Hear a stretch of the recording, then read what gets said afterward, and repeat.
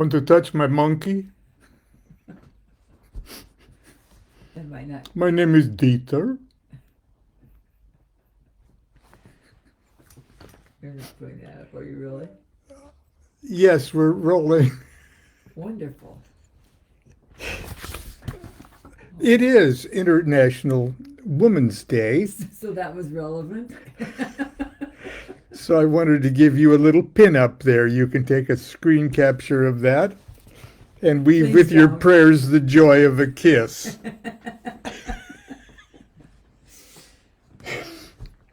But anyway, as in honor of International Women's Day, there happens to be a woman living in this house.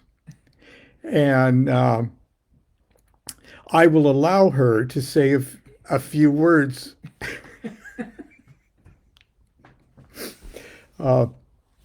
Yes. Can I prevail upon you to? Actually, this morning, before we got out of bed, he mentioned that it was International Women's Day, and I said, "Well, what are you gonna do or whatever?" He said, "Would you like to?" No, he says, "I think you should do the show this morning."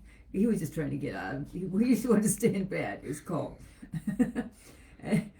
And I said, "I don't want to." And within a half a second, he said, "Perfect. Let's force a woman to do something she doesn't want to do for International Women's Day." That's all I have to say. Well, plus we have I have to make breakfast and wash the dishes and sew curtains by hand. I rest my case. So, well, thank you, dear. But we were also talking about as chauvinistic as Aleister Crowley was, and how terrible over the years he is said to have treated women. Thelema, as it stands, they only thought so. He didn't think so. He didn't think so. No.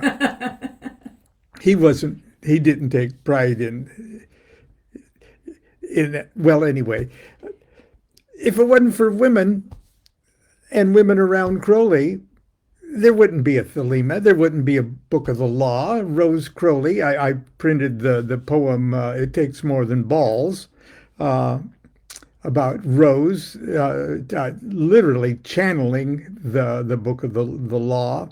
Mary Dusty Sturgis. Mary Dusty Sturgis. She that Preston Sturgis's mother, by the way. I get to have a favorite Scarlet Woman. That's her. And she was Mary Dusty Sturgis was secretary to Isadora Duncan. That's right. And she found Crowley's house.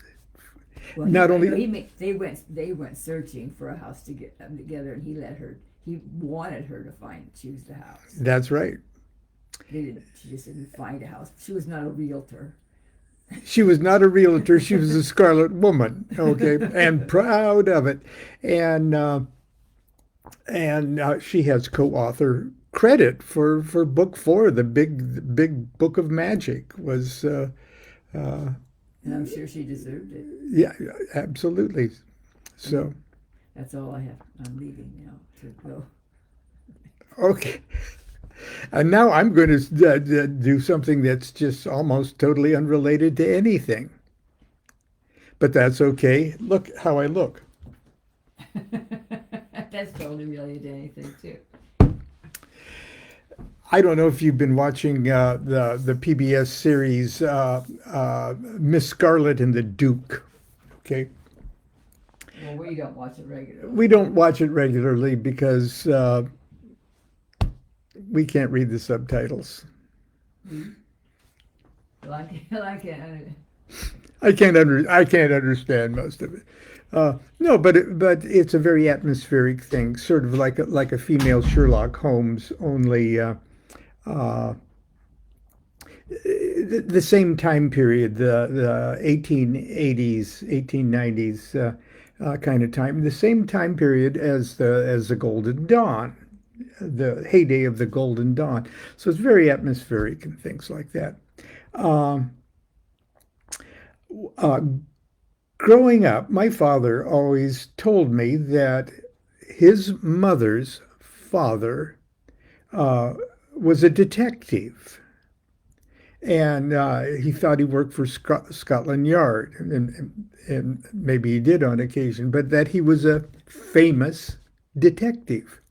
And I said, right, sure, Uh, English detective. My father's mother was born in England, in London, and her father was indeed a detective, a famous detective. But other than that, I don't know. He died after catching pneumonia on a boat trip back from Canada, where, according to my father, he was at least part of the security team for a visit of Queen Victoria. It's all very, very romantic, and I was wondering why my dad didn't spend more time and had more information on it, but he just didn't. People in those days didn't know anything about their own families, to tell you the truth. But I finally ran across a couple of years ago, and I posted my great grandfather's picture on Facebook this morning. But I found an article in there is a website or a blog or something called Ripperologist, and it's all about Jack the Ripper stuff because it was the same time period as Jack the Ripper. So in the Ripperologist issue number 167, which is June of 2020, not too long ago, is an article by Sheila Jones and Jim Burns. And I believe that Jones and Burns are members of a group associated with the Salvation Army. Now, think of what you will about the Salvation Army. It was among the most socially conscious and progressive social entity of the 19th and early 20th century, at least, and still is a wonderful organization. And it's called Mrs. Booth's Most Unusual Inquiry Bureau.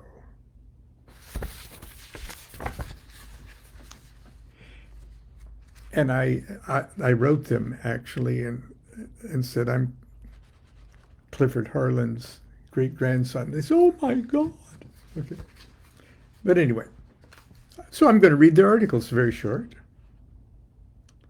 Mrs. Booth's Inquiry Bureau was a most unusual detective agency, born out of the desperate search for girls seduced or forced into prostitution in London slums, and grew to become arguably the largest detective agency in Victorian London. Do you see where this is going on International Women's Day? The Salvation Army's attempt to address the number of girls, quote, and you'll have to remember the antiquated language and points of view, to address the number of girls, quote, lost through the portals of the abominable trade of prostitution, began with the establishment of the Army's first rescue home for fallen women, opened on the 22nd of May, 1884, at 212 Hanbury Street, Whitechapel. As 24-year-old Florence Booth, daughter-in-law of Salvation Army founder William Booth and wife of Bramwell Booth, took over management of the Woman's Social Work Department, and the home moved to larger quarters at 48 Naravino Road in Dalston in 1885. Rescue homes that opened over the next few years provided women seeking to escape prostitution with free food, lodging, and training. But for General William Booth, that was not enough. Rural poverty had enticed many country girls to board a train to London to find work as domestics. A more appealing future than pulling turnips in cold, wind-swept fields or digging potatoes from sodden land for a few coppers a day. Notes Richard Williams, author of The Missing, the inside story of the Salvation Army's Missing Persons Department. That was a book of 1976. Here's what he wrote. These innocents abroad, simple and untutored in sophisticated city ways, were easily recognized by experienced woman vultures who haunted the stations. Railway stations were not the only hunting grounds used by pimps and procurers. In parks and open spaces and wherever people gathered, the hawks would watch for unsuspecting pigeons who could, by skillful enticements, be induced to consent to their own abduction, little realizing the horrors of the fate awaiting them. As a number of anxious parents seeking help from Salvationists to find their daughters grew, the general sought the aid of all Salvationists in setting up an inquiry service. On July 11th, my birthday, on July 11th, 1885, in a July 11th, 1985 address in the War Cry, which was the Salvation Army's newspaper, written in English, French, German, Swedish, Italian, Spanish, Booth proposed a central office whereby, and here's what the office did. Any forsaken, helpless, friendless girl can come for counsel and assistance at any hour. Any white slaves can run from their prison houses and be assisted. Now, white slave was more inclusive than a racial reference. White slave meant prostitute, girl. Any slave that it wasn't like a field worker in the under the lash kind of thing. That was a white slave. Foreign girls unable to speak English can come for advice and assistance. Girls can write when detained in houses against their will. Girls who have not entirely made up their minds to abandon the life can be talked to and prayed with. Parents who have lost a girl can apply for information. This was the recipe for the new inquiry department. A pilot scheme for tracing missing persons. It was generally known as Mrs. Booth's Inquiry Department. I love England. And there's Mrs. Booth right there. And there's a letter. Mrs. Bramwell Booth is willing by means of the Inquiry and Help Department to assist in finding missing friends, lost daughters, and prodigal sons. Both in this and in other countries, it became an international detective bureau. And especially, let's see, let me read it better here. And especially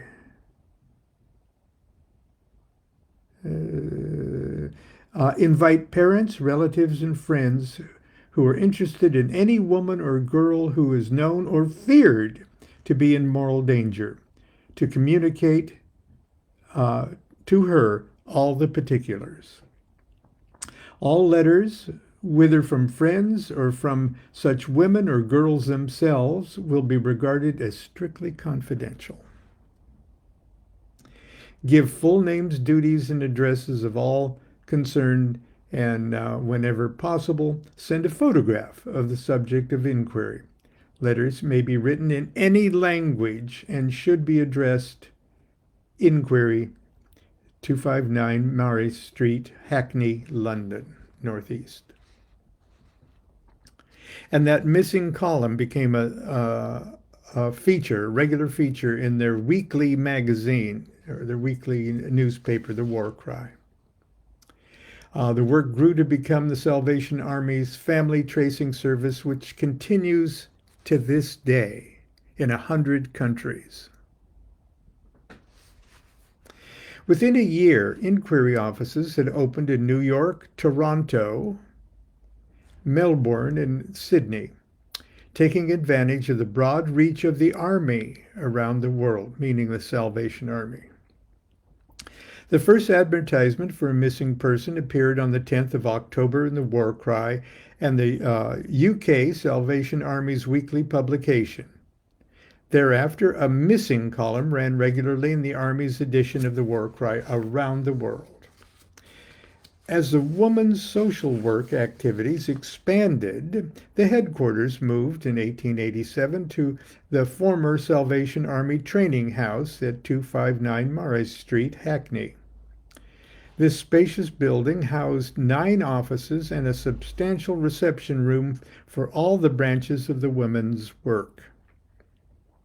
2 rooms were set aside for the Bureau, one for interviewing people seeking the Bureau's help, and a second for records and documents and attending to the correspondence from all parts of the world seeking help finding missing relatives. But General Booth was not done yet. That's Mrs. Booth. Oh, okay. She felt that it was not sufficient that girls be rescued and taken to a house, but that, quote, an equally important part of the work was that the men who tempted the girls should be brought to justice. To that end, Chief of Staff Bromwell Booth, Florence's husband, and the Army's second-in-command had his eye on a professional detective, Salvationist Clifford Harland, whom the Army had engaged to investigate a serious case implicating a member of Parliament. The case was discreetly concluded, and Harland installed as the head of the Inquiry Department on the 1st of June, 1888, at the rank of lieutenant. There's great-grandpa Harland.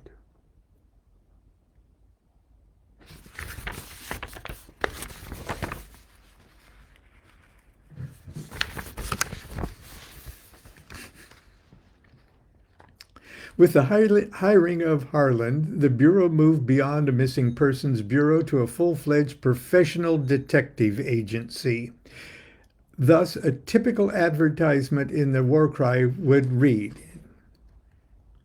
"This department will search any part of the world for missing or runaway relative or friends, will seek to bring to justice, all caps, men who have ruined or wronged girls or women, will inquire into the respectability of people, houses, or situations, and generally advise and help as far as possible those in difficulty." Beyond the above, it is prepared to undertake detective cases and investigations of certain descriptions for those in a position to pay at moderate rates. By 1893, when Aleister Crowley first came in contact with the Golden Dawn, or something like that, I don't know. By 1893, the Bureau had 4 full-time Hallelujah detectives, they were called. Harlan, now promoted to the rank of adjutant, described them as, quote, one man and 3 of the best women detectives possible, all Salvationists. Harlan himself was taking on cases of significant public interest, including a cause célèbre in which a baronet was the defendant. The YWCA scandal involving the character of an aristocratic lady, which is likely to come before the Queen's bench, as well as solving the Forest Hill mystery case after Scotland Yard had given it up. This is so romantic, I can't believe it. The Bureau had the extensive resources of the Salvation Army to draw on. In 1890, the Army had 10,000 full-time officers throughout the world and many more thousands of other Salvationists.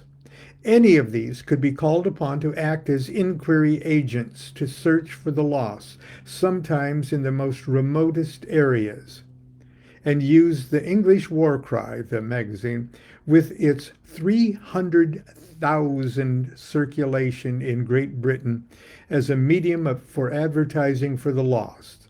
Its 23 other editions, published in various languages in all parts of the world, were also used.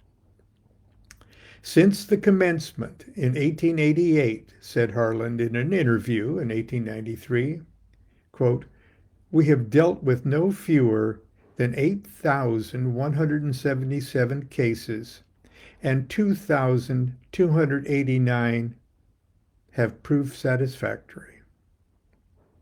When asked how that compared to Scotland Yard's rate for solving cases, he replied, very favorably.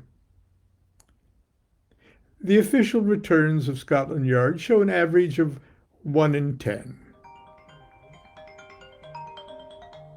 Where have we discovered 1 in 3.5 or 4?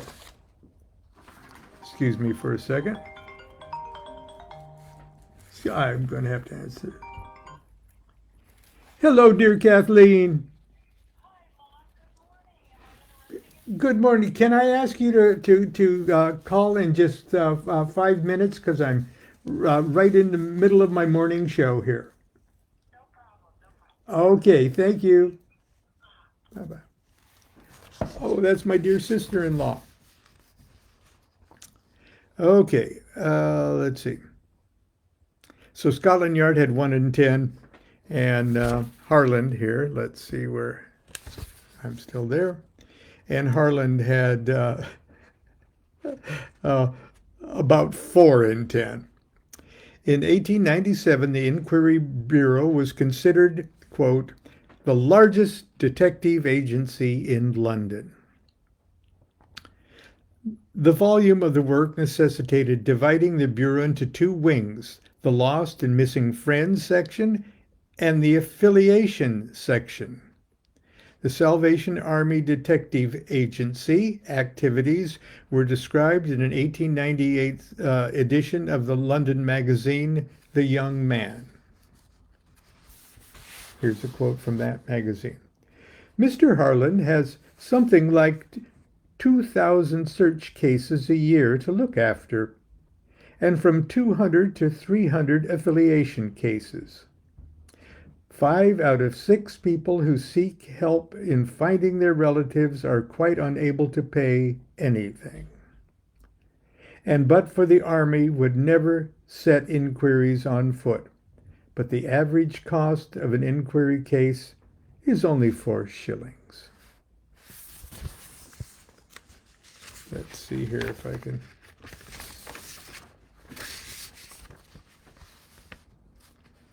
Let's see. Ooh, this is wild. Hang on.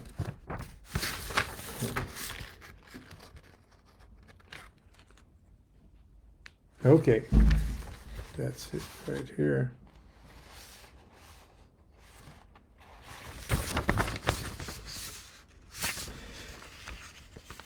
The affiliation section of the Bureau handled investigations of certain descriptions, which broadly encompassed affiliation and seductions, disputes between masters and servants, wills, legacies, and property managers, and wife desertions. This branch of the detective agency seemed, however, to be disrupted when Clifford Harlan, then staff captain, died suddenly on the 28th of June, 1897. It goes on and just a little bit more, and it's still operating. So that's what my dad sort of casually said. I think he worked for Scotland Yard, and he was kind of a famous detective. Well, he was. And not only that, but he focused on exploited women and girls. And I know it's not much with the consciousness of the world today, and these exploited women were not would not be considered sex workers. They were considered slaves, and their average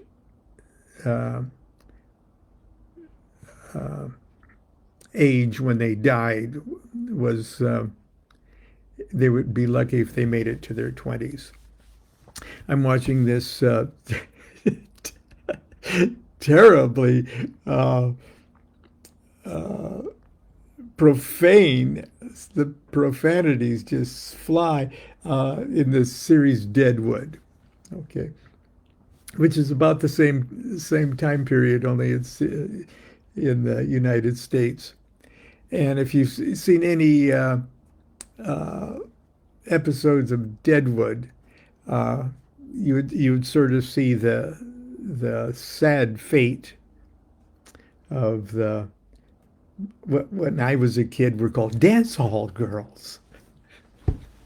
Yeah. Okay, that's it for International Women's Day. And here's Mrs. Booth. She could actually be a PBS series. Mrs. Booth's Extraordinary Detective Agency, Inquiry Bureau. Okay, until tomorrow, continue to be good to yourself, be good to each other. Do what thou wilt, shall be the whole of the law. Love is the law, love under will.